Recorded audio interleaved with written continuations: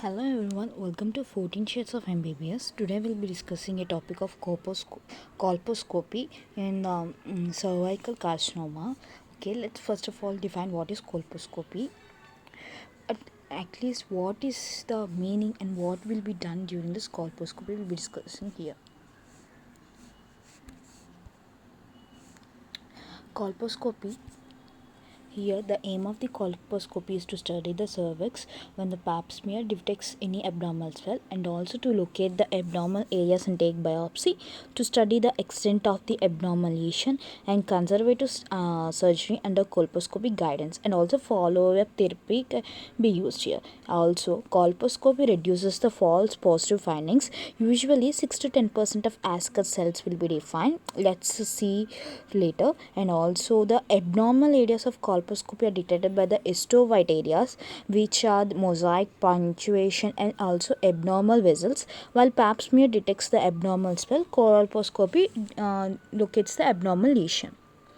Now, what we are expert doing is she puts a speculum through the vaginal wall, and also the cervix is clean. Doctor sees through colposcope to see the vagina, cervix, and also the vulva, and also doctor looks for the cell changes, growth and inflammation. Then colposcopy. How, what is the challenging factor in the postmenopausal woman? Most of them is the normal narrow vagina, senile vaginitis, columnar junction is indrawn and not visible, so we should use an estrogen cream, and also the atrophic cervical flush within the vagina. Okay, this is the time of examination takes 5 to 7 minutes. Here the cervix is divided into the 4 quadrants: normal, any cancerous condition, high grade cervical intraepithelial neoplasm, and low grade.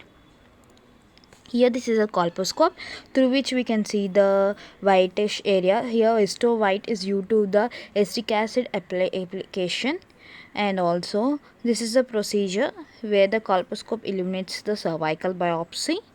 I've already discussed, and here these are the areas of white areas, and also here is the polyp, cervical polyp, and also something here whitish area will be seen. And this how we there is a discharge coming out, and also the 4 areas of the quadrants were discussed. And this is the usually the columnar junction, how we will differentiate from it, transition zone, and also the most distal cervical opening, and also the areas of metaplasmic squamous epithelium. And Ascot cells we already discussed, it is a atypical squamous cells of undetermined significance.